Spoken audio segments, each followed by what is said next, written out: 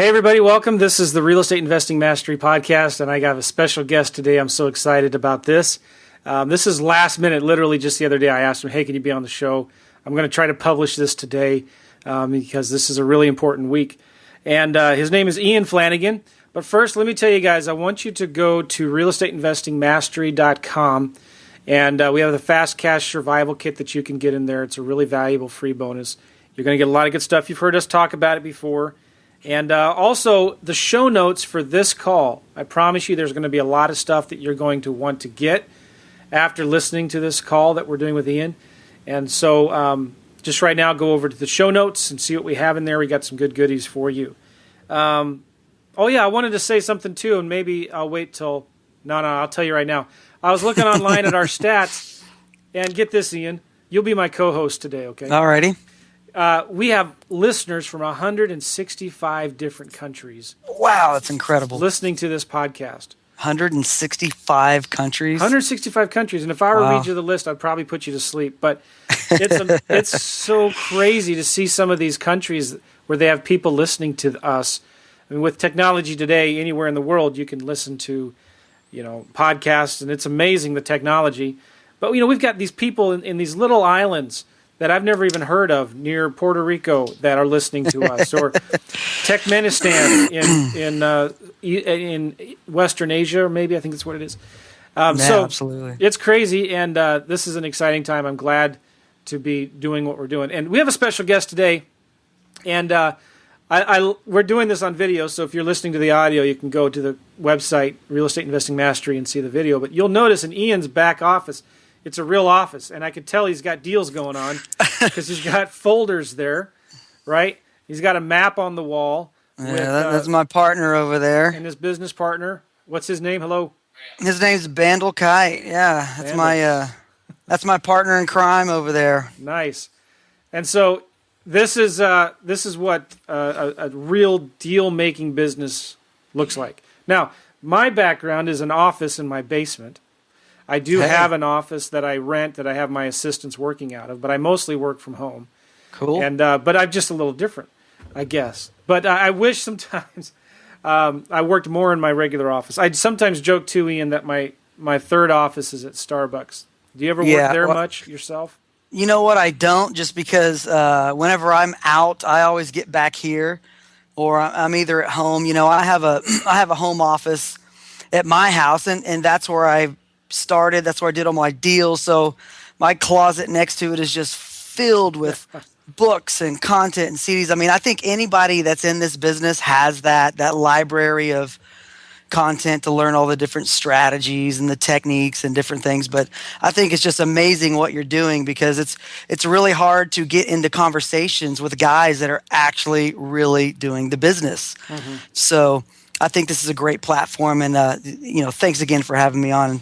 Well, you're right in the middle of a huge launch. You've come out with this product, and I believe you called it Hidden Cash Flow Fortunes. Yep. And I'm really excited about this. I don't promote that much stuff. A lot of things kind of go around, and I just ignore it. But this is really cool. Zach called me, one of your mentors, and said, hey, you've got to check this guy out, Ian. This is the real deal, and he's actually doing this stuff. He's not actually – you're not a trained guru. Professional speaker. You might have taken some sales training. I don't know, but I doubt it. And you have actually, this is something you've been doing for the last couple of years. It really caught Zach's attention, and he said, we've got to release this out to the public. And so this is something that you've been doing in the past, and you're doing now, and now you're also teaching people how to do this stuff. And I'm excited about this because this is kind of similar to the niche that I have been in for a long time, of finding properties that everybody else just throws away, and taking those leads that other investors will throw away, and turning them into gold, turning your trash into gold, I guess you might want to call it. Yes, that's exactly what this strategy is. And you're finding deals that other people pass up, and you're being creative. You're not a one-size-fits-all trick pony. You're finding these deals that don't have much equity in them, if any at all, and you're being creative with them, and then you're selling them. And I've never heard of this before, and this is what I'm really excited to learn about, is you're selling them to hedge funds. the notes. Yeah, to well, hedge funds. yeah, well, we sell the property to we call them tenant buyers, just folks that buy the property and move in and live. You're very familiar with tenant buyers. But once we have that note, we have the ability to either sell a partial of that note, which we can monetize our profits and keep cash flow, or if there's enough spread in the deal that we can sell the note to the hedge fund at a discount because these are basically newly originated. There's not a whole lot of seasoning on them, but we're able to offload our notes that way as well. And so this is this is something you just kind of stumbled on, and we'll get into your story, Ian, in a minute here. But I'm excited about this, guys. I think you really should listen up. This isn't going to be like your typical webinar. We're really going to dive in deep and ask Ian difficult questions. He's agreed to come on this podcast and share his knowledge with you guys. But he's got a really, really powerful product right now that I strongly suggest that you take advantage of and invest in. It'll pay back many times over if you take the stuff that he's going to be teaching and actually start implementing it. So right now, this week, there's a lot of other people emailing out about this stuff. I said to Zach, I've got to get this guy on the podcast because I'm excited about this. But Ian, talk maybe a little bit back into your history. I heard you talk before. You were a guy who bought a lot of courses. You went to a lot of training in real estate. You wanted to do real estate, but you kind of struggled maybe a little bit getting started. Can you tell a little bit about your history and story? Yeah, absolutely. I mean, I was chasing the dream of being a professional musician in my early 20s. I mean, I don't look like I'm 40, but I'm 40 now, so I've been around long enough to fail miserably and keep pick myself up and keep going. But I came out of the music dream realizing that I wasn't going to be able to make a living or have the life that I wanted to live. So I went into hairdressing, which hairdressing provided a great income for me, and I loved it dearly. And I built a massive clientele. But I always say this, sounds cliche, but I read that book, Rich Dad Poor Dad, and the reality of life of trading dollars for hours was more apparent after reading that book. And I just knew at some point that I did not want to continue that. And then I knew that most millionaires were, either had real estate in their portfolios or real estate is what got them there. So I knew absolutely nothing about real estate. But you remember back in the heydays, the early 2000s, all the way up to 2005, if you could walk into a bank, fog a mirror, and say you made $80,000 a year, you got a bank loan. Mm-hmm. Well, I was one of those folks. I bought my first house in 2006, and that's when I really, really got the bug for real estate. That's when I started, updating my property, making it nicer, just really, really caught the bug for living, breathing, and owning real estate. And I started reading books on how to buy and sell, and everything was just so over my head in the beginning because it's just like a foreign language. You have to learn the vocabulary and the language of real estate before you can feel comfortable talking to people about real estate. So, there was a few years there that I didn't necessarily try to get into the business. I was just trying to learn more about it. So right around 2008 is when I said, okay, I want to try to do this to make money. So I'm sure like a lot of folks out there, bought some Rich Dad education. When I swiped that credit card for $30,000, I thought my wife was going to divorce me. She about flipped out. So that was the beginning of my education. I was learning about pre-foreclosures and wholesaling and lease options and all these different buy and hold strategies. But just like a lot of people in the beginning, it's like shiny new object syndrome.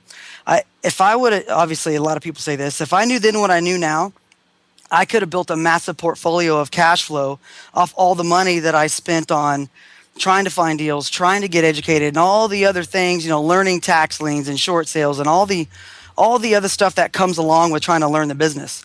At the end of the day, if you're not building cash flow, then you're never going to get to that point where you can let go of your job and have your residual income make those payments for you. So, or just make your monthly expenses. So I don't need millions of dollars. I just need residual income that covers my monthly expenses. So once I kind of realized that was the path that I wanted to take, what year was that, by the way? What year was that? That was, coming out of 08, 09, and 10 is when I really started getting into wholesaling, and I started seeing some profits coming in from wholesaling, but I wasn't able to really scale that business because I didn't have the marketing and I didn't have the knowledge to know how to really outsource it at really low wages.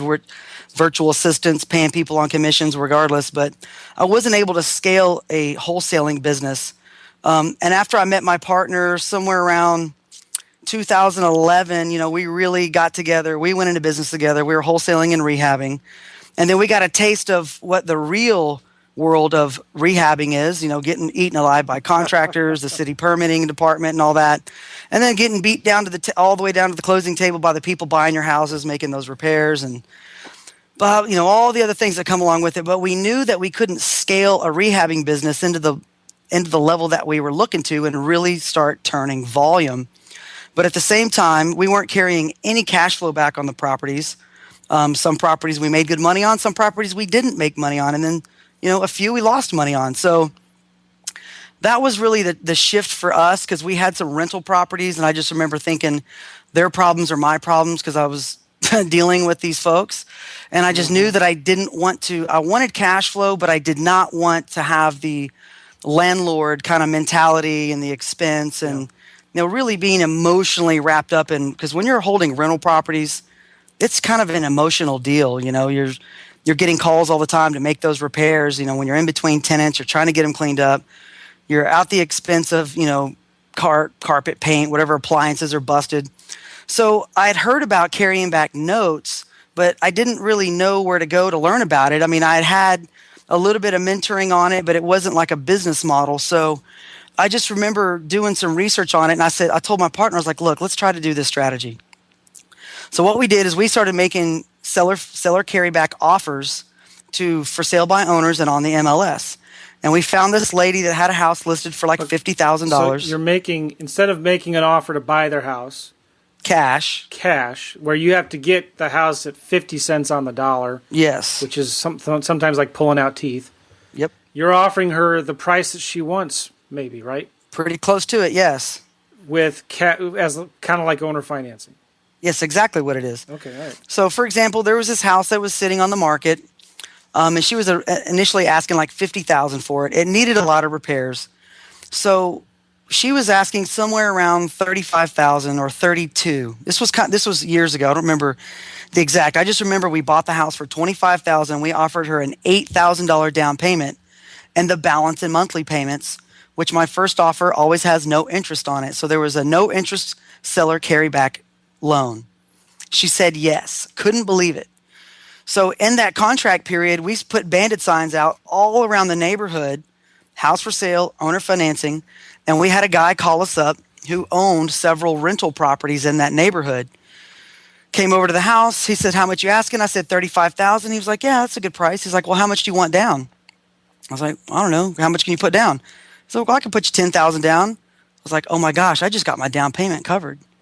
Mm-hmm. So I was able to leverage his down payment to make my down payment. Mm-hmm. And when we did that deal, the light bulb went off in my head and we just went headfirst into that strategy. After we finished that last big rehab, paid off our lenders, we were like, this is what we're doing. And this was in the DFW, Dallas-Fort Worth area, is that right? Yep. Okay. Yep, now, absolutely is. Talk about what kind of, and you'll probably talk about this later, but what kind of neighborhood was this home in? Is it a rental neighborhood? Is it a nice median income neighborhood? This one was a little lower. This was definitely on the lower end. I wouldn't say like war zone, but it was in the price point where the houses are renting for about $750 a month. So there are areas that are a little bit more depressed, but most of the folks in this area are actually tenants. I mean, rental tenants. So it's a rental neighborhood, lower income, because the median home price in my area across the Metroplex on average is somewhere around $160 right now. Mm-hmm. And this house was worth about $45, $55, all fixed up. Typically a landlord would buy that property. Yes, that's exactly what it was, but we were just looking for someone to come in and do the repairs themselves because we didn't want to make any more repairs. We were like, this is just madness, trying to just dump money into a house because pouring money into a house doesn't force the appreciation.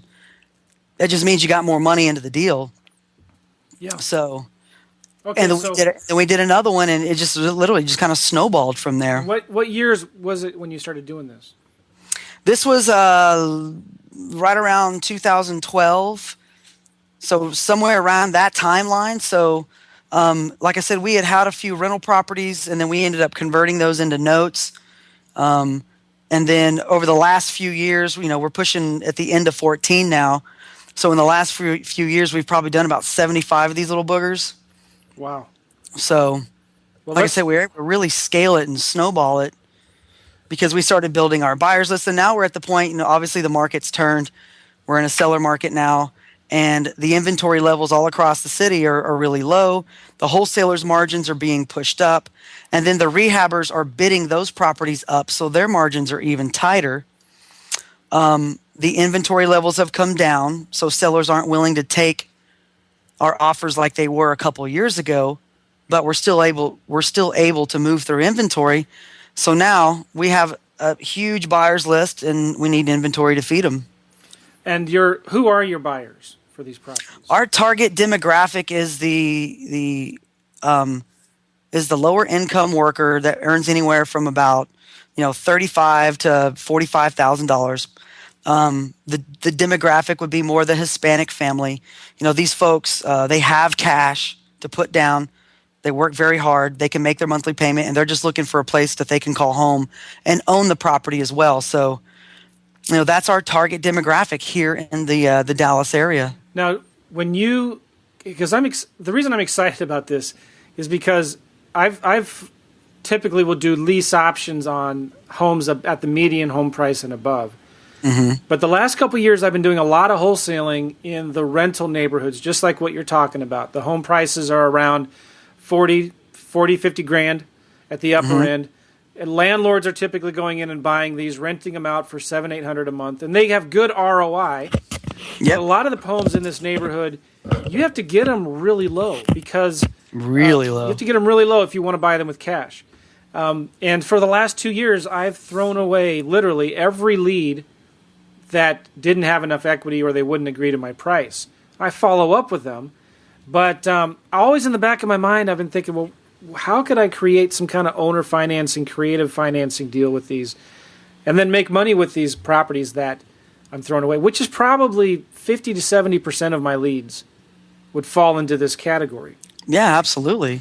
So somebody who's doing a lot of marketing and getting frustrated with these leads that they're throwing away because they don't have enough equity or they can't agree on a price with the seller. This is a strategy, another tool that you can put in your tool belt where you can make quite a bit of money with these things. So then let me ask you, Ian, are you targeting? Let's start from the marketing. You're marketing for these deals. You're looking for these sellers. Mm-hmm. What's your favorite kind of marketing strategy to get in front of these homeowners who own these properties? Right now, just properties that are online, either through the MLS, for sale by owner, any of those, by owner sites. Anywhere that has houses for rent, it's perfect because those houses are vacant, and I love vacant houses, regardless if they're distressed or not, because if somebody's trying to rent a property that's vacant, they need to get that payment covered or they need to get that property turned into an asset for them. So really targeting, I like to say these are the free leads. Targeting those online are my favorite ways to start. And then obviously moving into the direct mail campaigns, I target, absentee out-of-state owners. I target expired listings. I target code violations, bankruptcies, divorces, evictions, probates, and notice of defaults. Okay. So that's more of a highly motivated type of list. But you're still targeting the homes only in these specific neighborhoods, right? Yes. Like I have my zip code matrix laid out, and I know exactly which zip codes that I want to be doing business in. Like I don't do direct mail campaigns in zip codes where the median price is like $600,000 and up. Okay. Because we're looking to do volume, and that's where I've found the most success is in those, lower class, working class neighborhoods. Yeah. It just came a lot easier to do the deals there. Not to say that I wouldn't do a higher $400,000, $500,000, $600,000 house if there was enough equity and I had a motivated seller that'd be willing to sell on my terms. Yeah. But that's just what we found the less resistance in. So when you're sending marketing out to these guys, what's your pitch? How are you? Are you just telling them, hey, I saw your rental property on Craigslist. Are you interested in selling it? Yeah, let's see here. I'll actually read you the copy off one of my campaigns that I just sent. Let's see here.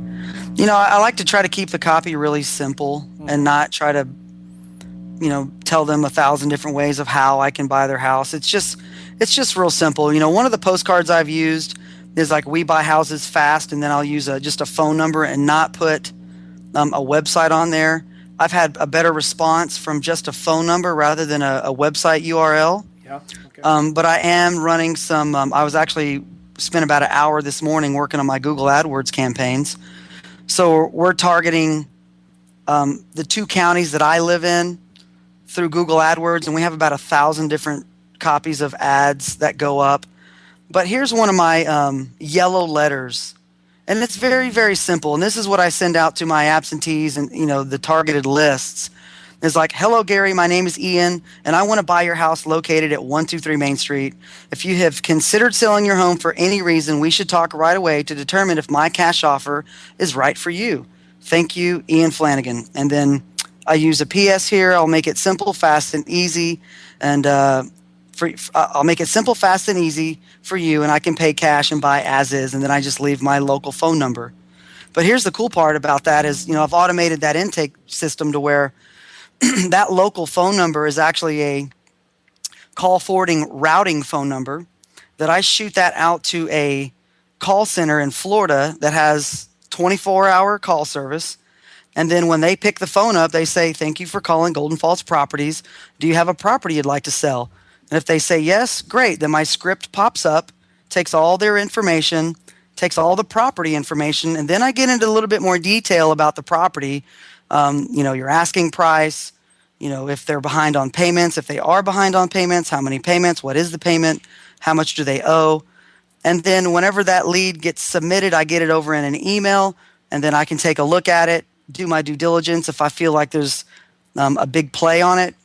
And then I can literally call them back with an offer right there. I can write the offer up, send it over.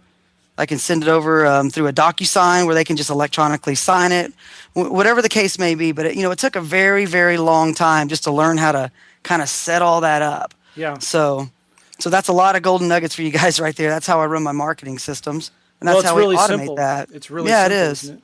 Are you going to actually see the house, meet with the sellers? Yes. Like I don't go run out and look at every single house. Obviously, there has to be some motivation there. So when I do my pre-screening, I'll ask them certain types of questions like, if I can buy your house between, 45 and 55, would that be something you'd be willing to entertain? If they say yes, then I make an appointment and I go see the house and I leave a written offer with them. If I don't feel they're motivated, then I can still send them over an offer like on an LOI or even in an email, just getting them some numbers, and I just let them respond from there. So it just depends. And then I'll also ask people, if I make an appointment with them, like, would you be willing to sign the paperwork if we can agree on price and terms? Oh, yeah, that's a hugely important question. Yeah, it really is. So you really need to, really pre-screen folks to where they understand that you're serious. You understand that they're motivated, because if they're not motivated, then they're not going to agree to any of your price and terms. Right. It just is what it is. So talk about how you make your offers. Are you first making a cash offer to buy their house, see what they say, and then come back with some kind of seller financing? So what I do is I always do 3 offers. At the same time? Yeah, so it'll be like A, B, and C. So like, Mr. Seller, here are 3 different ways I can buy your property. Offer number 1. And it's always very, very close to their asking price. So if they're asking 75 and I've verified that the property is worth 75.80, right around there, my price will be like, Mr. Seller, my first offer is $67,000 with a $10,000 down payment and the balance in monthly. So I'm sorry to no, that's fine. Yeah, your first offer is not a cash offer at $20,000? No, it's a terms offer. So all 3 of your offers are terms offers? I'm getting there. My cash offer is the third one. I'm sorry. So all cash is the third. The first one is very, very close to asking price. Good. Now, if the property needs no repairs whatsoever, I can even get right at their asking price. So if they're asking 75, my offer is, Mr. Seller, I can buy your house for 75,000, $10,000 down payment, balance in monthly payments. Now that has no interest on it. I Yeah. don't put interest into the deal until they counter and negotiate interest in the deal. Right. So the second offer, for example, they're asking 75. The second offer would be 65,000, $15,000 down, balance in monthly payments. That's a lot Third of money offer, down payment, isn't but it? here's the kicker. I'm leveraging my borrowers to make my down payment. Okay. I'm not coming to the closing table with $15,000. Right. I'm just making them an offer. And then when we put that property under contract, I'm closing in 45 days. I'm not closing in 2 weeks. I'm going to set it up, close it in 45 days. And then as soon as I get it under contract, I start marketing to my buyers. And in those first 3 weekends, most of the time I have the property under contract with someone that's agreeing to pay me either 15 or more. So I leverage the down payments from other folks to make my down payments. So now the only way that you can do that is when you have a buyer's list in place. So when you have a really big buyer's list and you've pre-screened all these folks and you figure out who has cash and who doesn't, you basically take those folks, bring them out to the property all at the same time. So we're going to hold an open house Saturday between 1 and 3. And I send that out, and usually Callfire is an account that we do. And I'll talk a little bit about my marketing when we get to that point. But Yeah. offer number 1, 70,000, 10,000 in down payment, balance in monthly. Offer number 2, 65,000, $15,000 down payment, balance in monthly. The third offer is always the wholesale cash offer. Okay. So they can see that, I'm not lowballing them on my first offer because it's very, very close to their asking price. Yeah. Every seller's different. Now, if they have debt on the property, meaning they're paying a mortgage, now it's a decision that they would have to make if they want to go through the transaction with me because there is a mortgage on the property. I can cover their payments. I can make sure their taxes are current. That lender, the due on sale clause that everyone's scared of. I was on the phone yesterday with a lender, and he told me from the horse's mouth, I don't care if the property sells. All I care about is the taxes are current and I get my note payment every month. That's what he told me. Well, especially in these neighborhoods, the banks Absolutely. don't want these properties back. No, they don't. The expense to take them back, hold them, carry them, if they do have to take them through the legal process to get them back, it's a lot of cash for these lenders to take these properties back. So if they're behind on payments, we can negotiate to make those payments up, but it all comes down to the motivation of the seller. So you're And giving. I can't drive that home. Oh, you're right. Because if they're not motivated, there's really nothing They're you can not do. willing to sell on my terms. Yeah. Right. But a lot of times, though, you can still work with. Lesser motivated sellers. Yeah. Because you're giving them the price that they want. Yes. So on a scale of 1 to 10, if you're just doing wholesaling, they need to be on a 9 or a 10 scale. Like if you're just doing wholesaling to get it at 50 cents on the dollar and quickly flip it, they have to be on a scale of 9 to 10, 10 being the most motivated. But I would imagine with these kinds of deals, they maybe need to be on a 6 to 10 scale. So it opens up more sellers that you can actually work with. Do you understand what I mean? Absolutely. Okay. Yeah, it just gives you an additional kind of arsenal in your tool belt to be able to take properties down that don't need repairs, that sellers are not going to accept a 50 cents on the dollar offer. Now, the property has to qualify for that 60 to 50 cents on the dollar offer. The property has to be beat up, distressed, vacant for a long time. Now, that's the only way that people are willing to let those properties go at the huge discounts. Right. So now Is if the property's really beat up and they just want it out of their hair. So that's another huge advantage to this, is because these properties don't need a ton of work. In fact, a lot of No, times they're they're not. already being advertised for rent, so they're already cleaned up and ready for a tenant. But that Yep. landlord is just sick of it, wants to get rid of it, and doesn't want to deal with any more tenants. And you're now coming in as saying, "Hey, I'll buy this property. You don't need to worry about maintenance and repairs anymore. I'll Yep. cover the mortgage and take care of it. You don't have to." So it's not. Absolutely. You're not trying to convince them to hold it a little bit longer while they're being a landlord. Does that make sense? Absolutely, it does. Yeah, I know exactly what you're talking about. Right. And that's that just comes down to pre-screening that lead to determine their level of motivation. And and a lot of people that that are holding rentals, they've been burned, they've been beat up, they're tired of making the payments, they're tired of making the repairs on it. Yes, those guys can finance you, and then you can sell it on a wrap as well. They call that a double wrap. It all just comes down to the motivated party. I mean, that is the key. I tell this to a lot of folks. There's 3 things that you need to focus on in your business. Number 1, marketing for motivated sellers. Number 2, marketing for motivated buyers and making offers. And if you can get those 3 things down where you're consistently doing it week after week after week after week, that's when you get traction. So if you're not speaking with folks weekly, regardless if they're a buyer, seller, other investor, another professional, title company, real estate agent, no matter who, you'll never get the business off the ground. So back to what I said earlier about the language of real estate. A lot of folks, when they're new, they're not talking to people and professionals because they don't have the vocabulary to have an intelligent conversation about it. But just like and just like I've learned over the years, now it takes the fear out of speaking to people about real estate. And, I don't make emotional decisions on property. Everything that we do is based off numbers, which are basically unemotional decisions. So we don't let emotion make any decision. So we run our numbers through our spreadsheets, our software, and it's a deal or no deal. Yeah. Right before you and I got on the call, I was actually negotiating with my agent on an offer that I made on the MLS. So I was going back and forth with her to negotiate my terms. Uh-huh. So now, okay, back to the terms, how are you setting up the monthly payment amount? Are you spreading it out over 10 years, 15 years? I do it in a way, I always back my way into the numbers. So if I know that I'm going to sell the property for $60,000, here, I'm going to pull out my little financial calculator real quick so I can give you some accurate numbers. So I know that if my target sale price is $60,000, right? And I know that I'm going to put a 10% interest rate on it, I'm going to try to get a shorter term out of my buyer.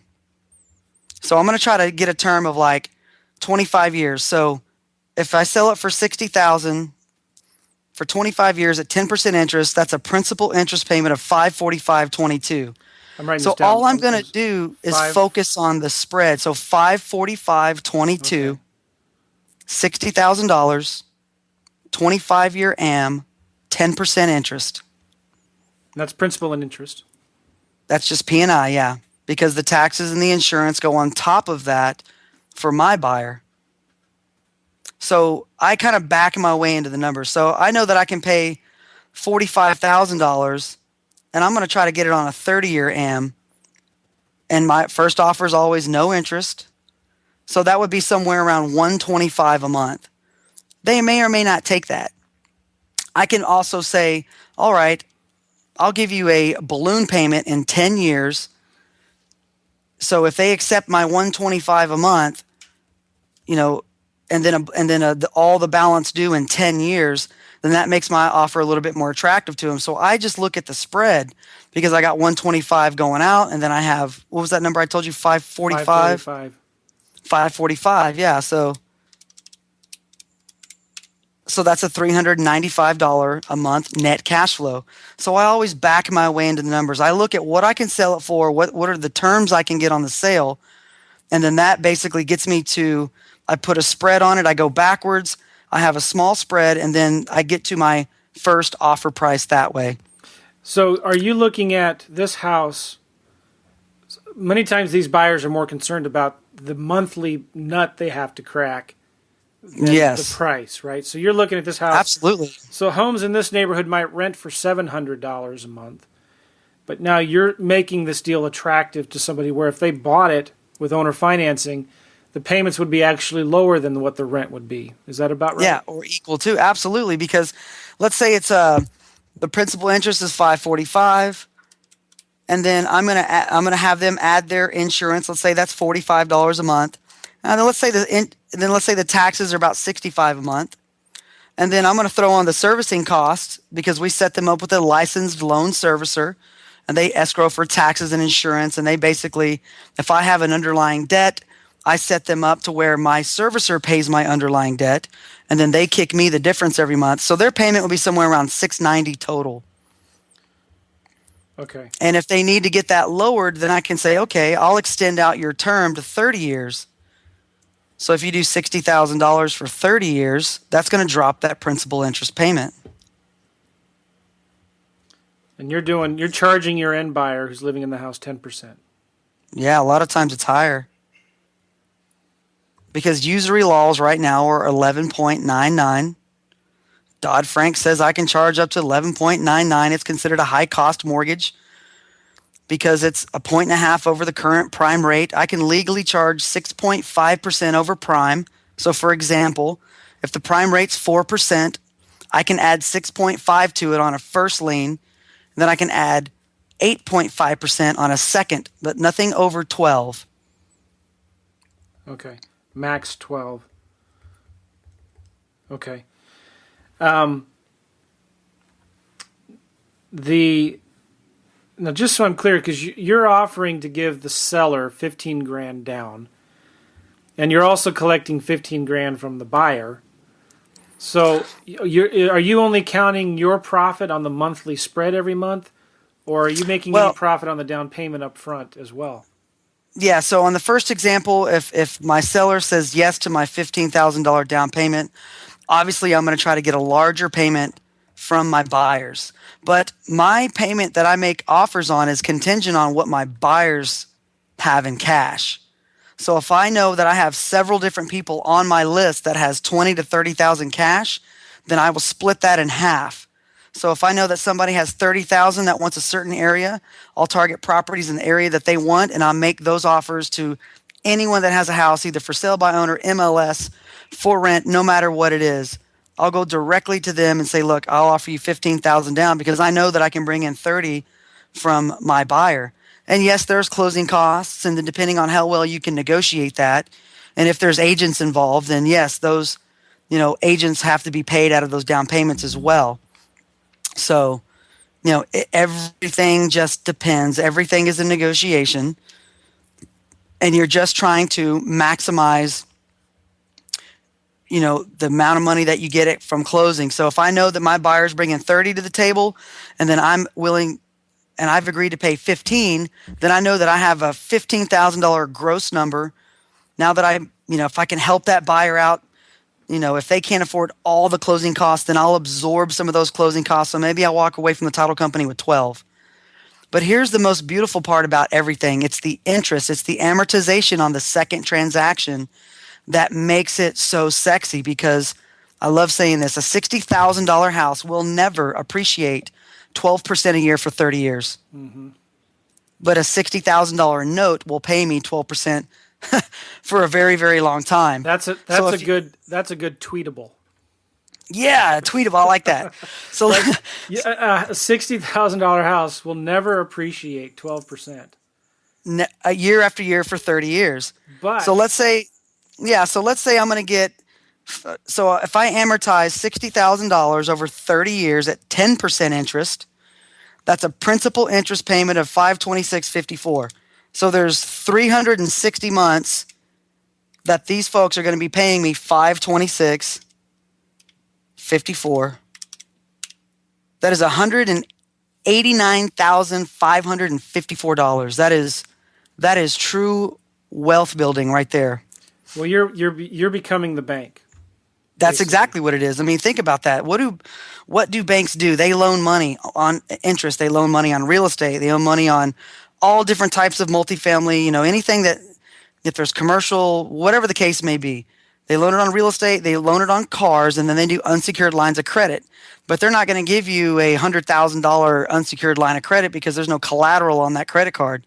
That's what's so beautiful about banks is they loan it based off the collateral value. They call the loan to value. That's why they order appraisals. That's why they get inspections. They want to make sure the property is functioning properly and there's nothing that's going to come back to bite the homeowner that would cause them to slip into default. So There's a reason why banks loan against real estate, because there's real asset, there's real collateral. You know, you can't go down to a bank and borrow $100,000 to go gamble in the stock market, right? Yeah. Right. Well, But you can leverage it with real estate. another question I have then is this example where you're selling it for 60,000 to an end buyer who's going to live in it. Yep. Can you also have the purchase price of 60,000 to the buyer, to the seller? I mean, are you marking up the price a little bit? Yeah, I like to put, obviously we like to try to get the largest spread that we can, but when a seller finances you on the front end, or you bring in private capital, or whatever the case may be, but if you can get a long or even like a 20-year AM from the first transaction, I don't need to have a massive spread. Like I marked one property up $8,000 because the interest alone will diminish your debt at a rate faster than what you owe your seller. So basically, just the interest alone will just eliminate my debt. And once my debt's paid off, then I absorb 100% of that cash flow, that net, that principal interest payment. So you have to look at the amortization over time, you know, to see where your debt's going down, because 10% interest in a 30-year AM, the first 8-10 years, they're paying all interest. Mm-hmm. So if I borrowed it at 20 years on my first transaction, in the first 8 years, you know, half of that or almost 3/4 of my debt is gone. So it really accelerates that debt down low if you can get someone to accept, you know, a small down payment, balance of monthly payments. Now, with a lease option strategy, like you're very, very familiar with, you're looking to get as big as a down payment as possible, and then also how to maximize that spread on the back end. So when they go into refinance, and you get that big check on the back end. So we don't do contract for deed anymore, so I can't charge interest on a property that I'm not conveying the deed to. So if you have a seller that's willing to finance you, but not necessarily give you ownership, then you have to take a lease option strategy, because they're not conveying the deed to you, and then you're not conveying the deed to your buyer. So whenever you're conveying the deed to your buyer, that's when you can charge the big interest rate. And, this is the private sector. That's what's great about this country. This is true capitalism. It's a deal between two people. He agrees to pay my price at my interest rate. And, I'm going to do everything that I can for him to make sure that he's successful at that. Mm-hmm. If he needs to get refinanced down the road, I call it bridge financing, kind of like hard money. Like, look, we're going to amortize you over 30 years, but I'm also going to put you with a credit repair company and get you in touch with a mortgage broker. So at some point down the road, once your credit gets to a certain level, with FHA right now, we'll do 580 credit score if you can show good, credit history. So at some point down the road, you can refinance down to a lower rate. Yeah. So they take it because no one else is going to, give them that. And that's basically a subprime type of product, which is kind of non-existent in the market right now. But just to be clear, if that house is worth $60,000 in that neighborhood, you're not marking it up to $100,000. No. No, I'll mark it up just a little bit above. If it doesn't need repairs whatsoever, then I'll mark it up a little bit above market, 5 to 10%. If it needs a ton of repairs, I'm just going to try to lock it up and then flip it to my investor guy. He's going to come in with his cash, do the renovation, put the renter in it, and then he pays me my monthly payment. And if I have debt on it, then I pay, my payment out to the seller or the lender or whoever I got the money from. Okay. Now, good. You mentioned you don't do contract for deed. I'm a little confused then. How are you tying these properties up? Are you tying them up on a lease option or a contract for deed where the seller still keeps the deed? No, it's actually a purchase. Okay, you're purchasing. So my primary strategy, yes, is a purchase. Okay. So I write them just a purchase and sale agreement. There is a seller financing addendum behind it that states the terms of what I'm willing to pay them. And if they say yes, then I'm in business. If they say no, I just go to the next person. Right. If they have the property free and clear, then they carry back a note in first position. If they have debt on the property, my lien goes into second. Yeah. And then when I sell, the lien that I have with my borrower goes into third. So that's a double wrap. But if I take it subject to, then I'm actually not doing a wrap on that transaction because I'm taking the ownership and then I just sell it on a wrap. So if I'm buying it subject to, I'm just selling it on a wrap, which my lien is in second position, which I still have the underlying debt that's in first. But if the property's free and clear, then the seller takes it in first, and then my loan to my buyer is in second. I think it takes a long time for people to kind of get their head around that alone. But So everything that we do is honest and ethical, and there's nothing fishy, there's nothing funny. All of our buyers and sellers, they know exactly. We tell them everything is very, very transparent. So you are still, just so I'm crystal clear on this, if the property has a mortgage, you're taking over that mortgage. You're buying the Yes. house subject to the existing mortgage. Yes. The existing mortgage is staying in place. Yep. You're making the payments. Yep. And is the deed transferred to you now at this point? Yes. I take the deed. Okay, you take the deed. I take the deed. Now, when you turn around and advertise it for I advertise. for an owner occupant, Mm-hmm. how are you advertising it then? Are you advertising it with owner financing? Yep. Or lease option? House for sale, owner financing. Okay. And then when they agree to my terms, I transfer the deed to them. I carry back a note and deed of trust, which collateralizes the house to my paper documents, Yeah. my paper, set it up with my servicing company. I give my servicing company all the information of the first mortgage, all of my information. So when the borrower pays the servicing company will then pay the underlying lien, Right. and then they pay me the difference of my net cash flow. So if you're taking it subject to, that lender's already escrowing for taxes and insurance. But I'm still making my borrower pay for it because it has to be in the payment somewhere. So somewhere in the transaction, it has to be collected. So we require all of our borrowers to escrow their payments. So we don't let people make an annual payment on their taxes. Like, they are required to make an escrow payment every single month. But those kind of details, you just let the servicing company worry about and figure out. Absolutely. So once we get to the very, very end of the deal, and we're closing, like we have a house closing today. Yesterday, my partner and I spent a few hours with the title agent there, making sure all the HUD was correct because they had some expenses that weren't proper. So we go through, we make sure all the numbers make sense. We're happy with what our net number is. The borrower has their number that they have to get their cashier's check to come to closing, and we're pushing off all those expenses off on the borrower. So they're paying. We don't require them to buy a title policy because if there's a first lien on the house or we buy it cash, there's already a title policy on the property. But they do have to come to the table with their first year insurance premium, 3 months of taxes, 3 months of insurance. They pay the loan origination fee, which is my loan originator that processes the borrowers through Dodd-Frank. Same process that they would do if they went to a bank to get qualified. But they have to sign like 36 pages of documents that walks them through everything, all the details of the loan. And then once the deal is closed, we contact our servicing company. We send all the information to them, the HUD, the note, the deed of trust.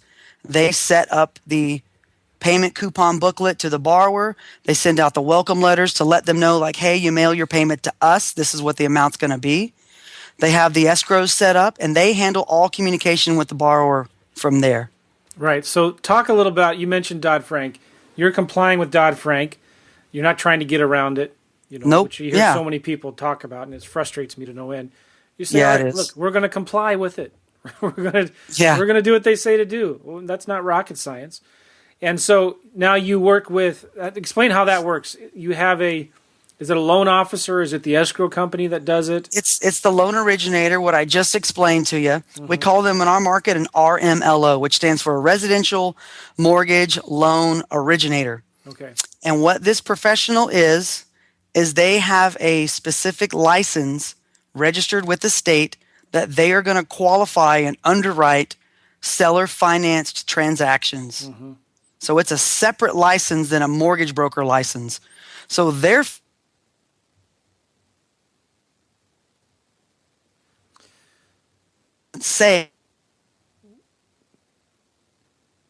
just want to make sure that we qualify them.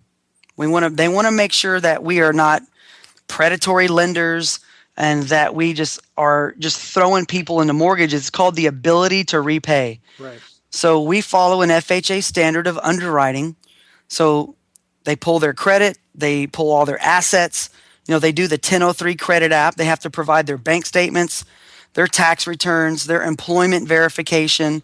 If they are in a rental property, they have to, from their landlord or whatever the case may be, they have to provide that information as well. So they're underwriting them just like any person that would go into a bank and get underwritten. Okay. But the one thing that I'm not saying we're overlooking, the one thing that we are helping them out with is if they have beat up credit, but they can provide all this information for us, the ability to repay the loan. Us as a seller financer, we are a small lender. So we are making the decisions whether or not we're going to actually, sell the property and carry back a note. Like the one that we're selling today, the husband has like a 720 credit score. So we were ecstatic because we know down the road he's going to be able to refi at some point. Yeah. I mean, we don't mind carrying the paper for, 15, 20 years, but if they refi, then look, we get cashed out, we get to take those funds and go buy another house. Okay. So that's what a lot of people really don't understand that. And you can go to consumerfinance.gov Okay. and you can read about all this stuff. So that's what my professional has explained to me. He puts on seminars all over the country because there's so much questions about Dodd-Frank and people just don't understand what it is and they fear it. It's just like anything in life. If you don't understand something, you fear it, you say no. Even attorneys, because people will hire attorneys to go read the language, and if the attorneys don't understand creative financing or just real estate themselves, then they'll just come back to their client and say, yeah, I don't think you should do this, because they're not going to tell their client, look, I don't know about this, therefore, an attorney is never going to say to somebody, I don't know. But if they have that question in their mind, they're just going to tell their client no. Right. Well, they fear the unknown. Exactly.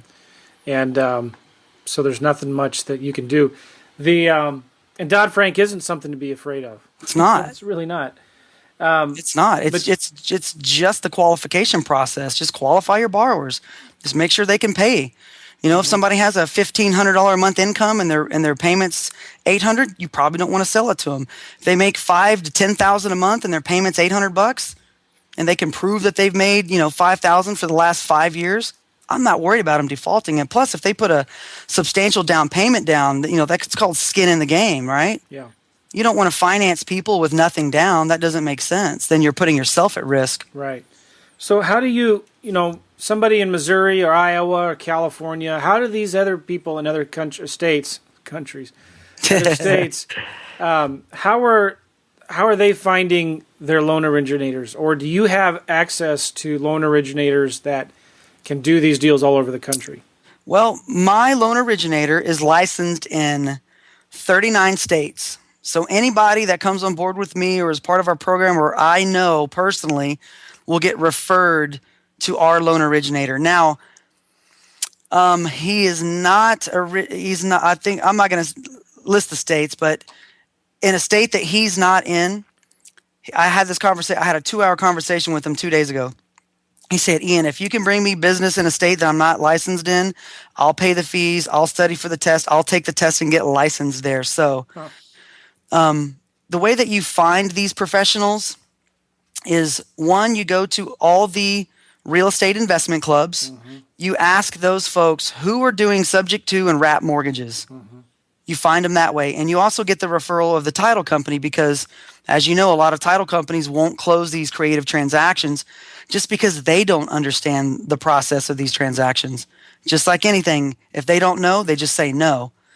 So that's how you find the folks in your backyard, in your market. You do it through the real estate investment clubs, find out who's doing subject tos and wrap mortgages, get the referral for a loan originator from them, and then also get the referral for a title company that will close those transactions. And you can also do it through Google and stuff like that. Google your state, loan originator, seller financing. There will be professionals in every market, especially if it's a major metropolitan, that you can find. And they don't have to basically live in your city. Like, we do all of our documents digital, so My licensed loan originator can originate documents all the way up into Montana, North Dakota, because he's licensed there. Yeah, yeah. Now, can your title company do deals all over the country too? No, not necessarily. They are kind of state specific, kind of like attorneys. Their license are state specific.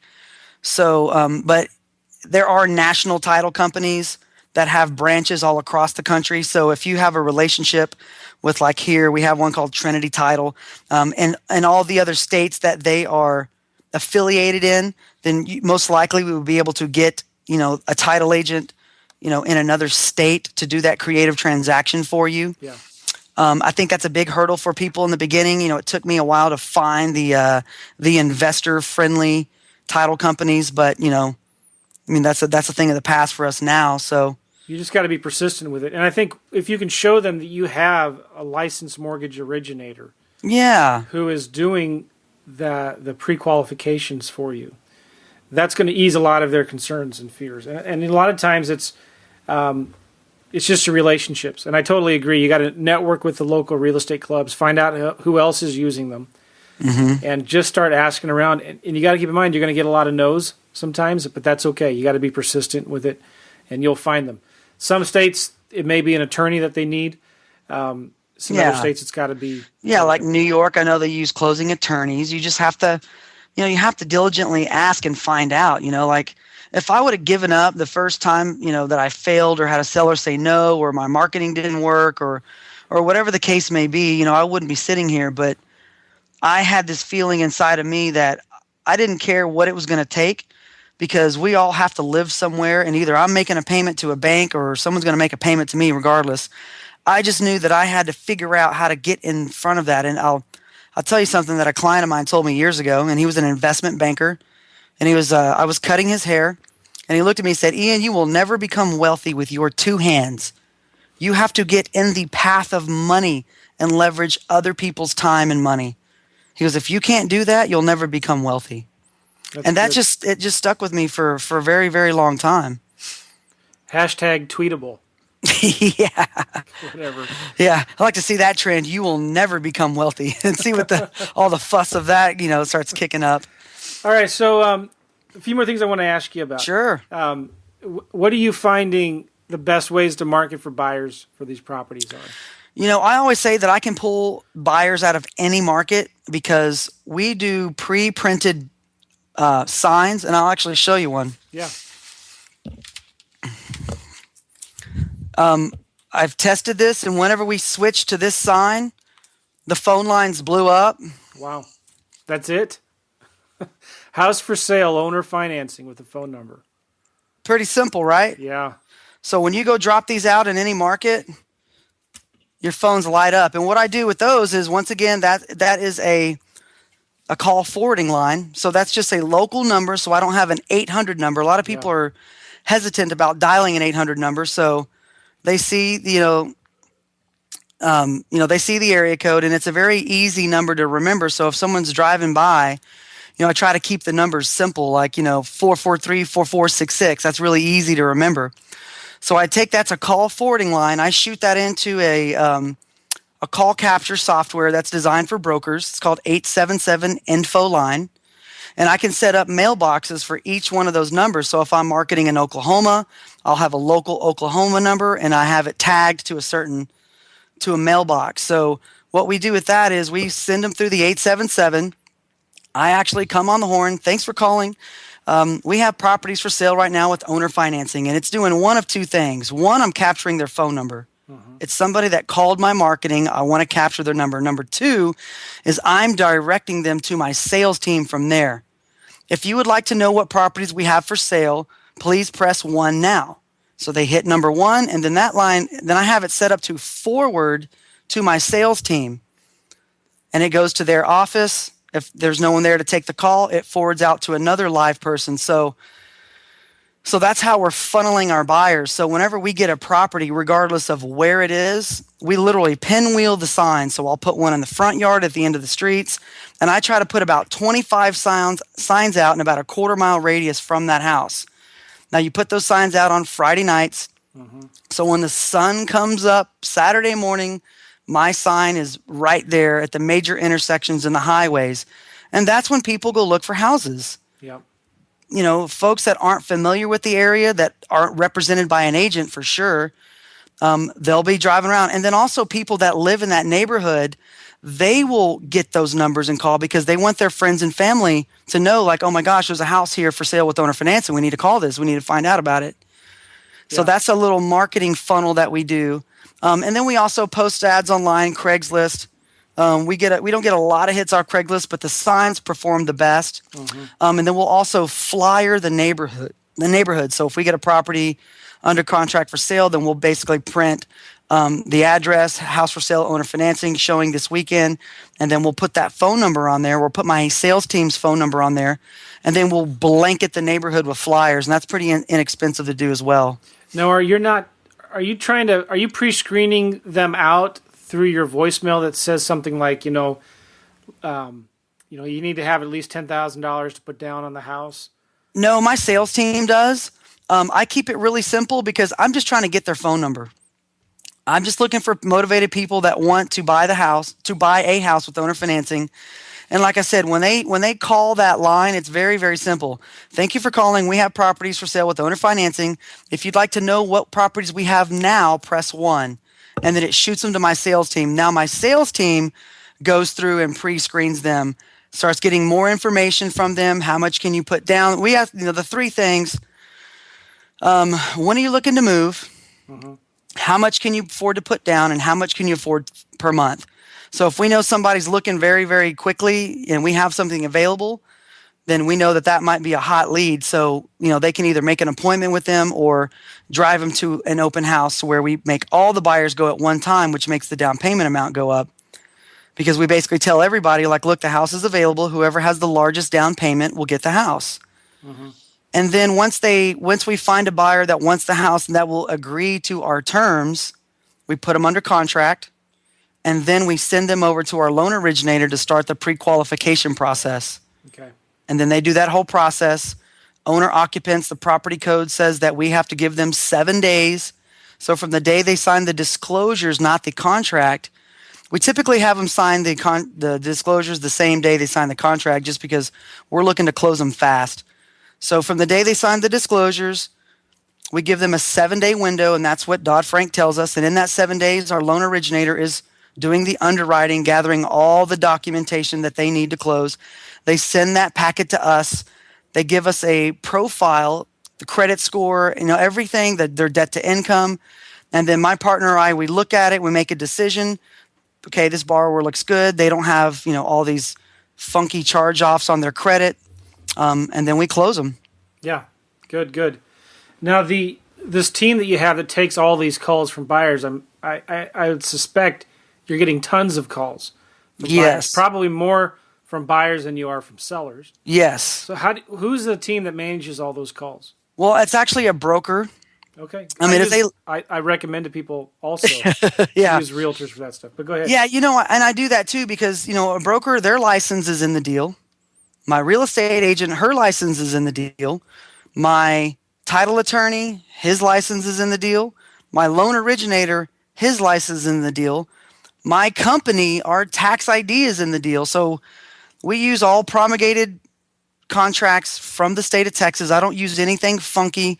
We use everything. Like I said, we are completely transparent through these transactions. And then I negotiate with my broker to pay them a 2% fee to sell the houses. And then they pre-screen all the leads. I have their phone number because they called my marketing, and I shoot it over to them. Because another strategy that we'll do is I'll go into that 877 info line and I'll pull all the people that called my marketing in the last 3 months. I drop that down into an Excel file. Then I go to another service called callfire.com. Yeah. I'll upload that spreadsheet to the Callfire. I set up a test text message which says house for sale, move-in ready, owner financing, and I leave my sales team's phone number there because I've already got their number. And then I will blast out my buyers list, and we typically get about a 30% response on that. That's fantastic. Yeah, I do the same thing. Yeah. It's really important to have a buyers list for sure. And I love that you're using a realtor to do this for you. And they're getting paid well for it. Yeah, they are. You're not taking those calls yourself. No, on Saturdays and Sundays, I'm laying in my pool. I'm going out, hanging out with my dogs and my wife, and we're barbecuing and doing all those things. And then I just negotiate terms on my iPhone. Nice. But when we first started trying to scale the business, my partner and I were putting all the signs out, placing all the ads, showing up, taking all the phone calls, handwriting all the contracts. So we had to pay our dues.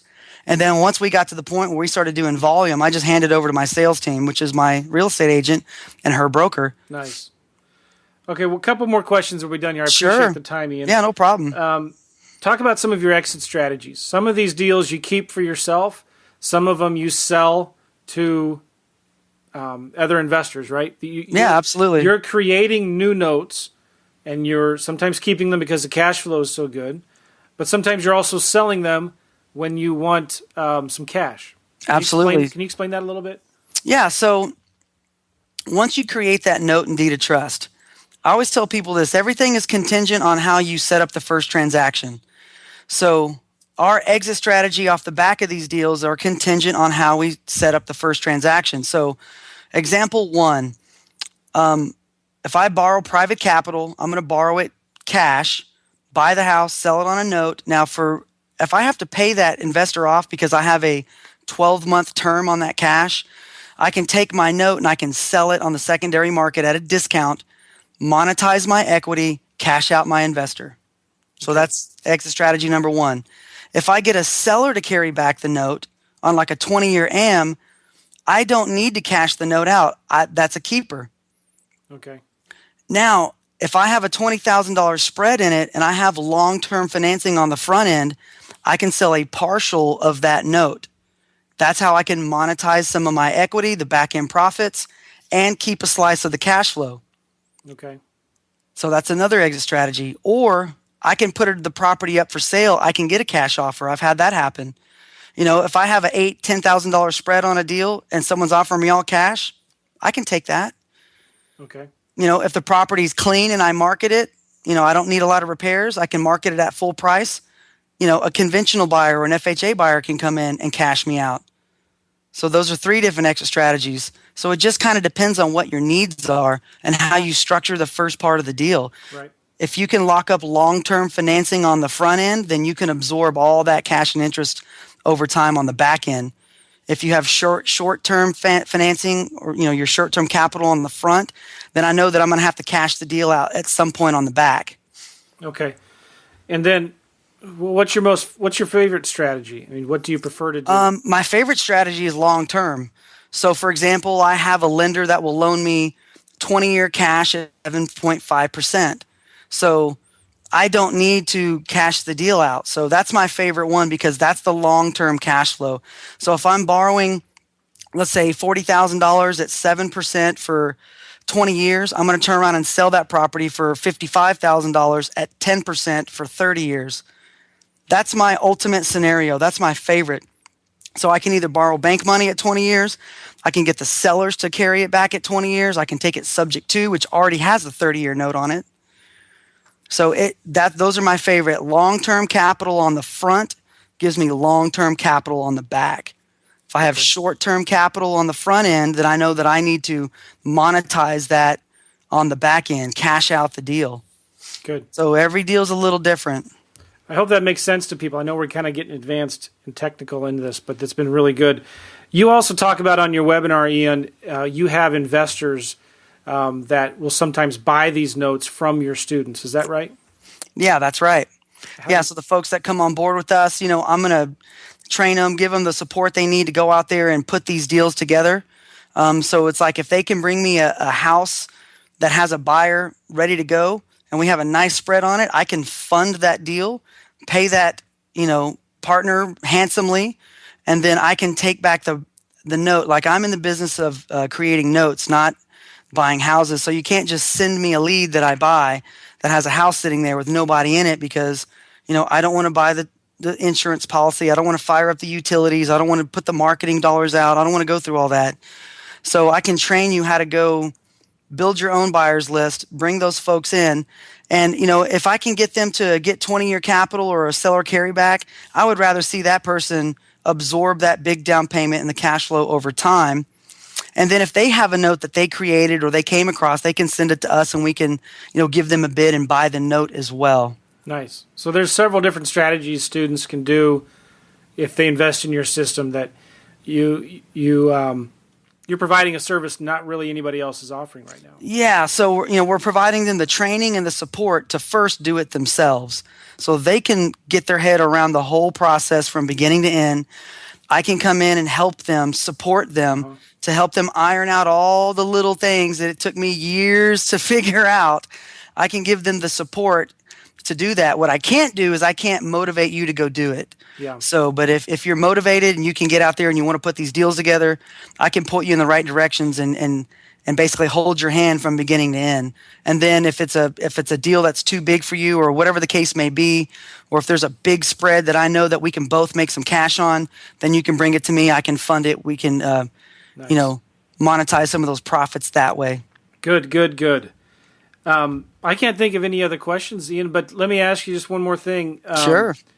If you were to have to do it all over again and you were dropped into a city that you'd never been to before and you had hardly any cash and you needed to start making money, what are some of the things you would do to start making money in that city? All right. So if I had no money and somebody dropped me off in a hotel room and if they paid for my hotel room, Yep. Okay. if I had a place to sleep, take a shower and eat, and I had a laptop and a cell phone and no money to put down on real estate, the first thing that I would do is I'd start putting ghost ads on Craigslist. Okay.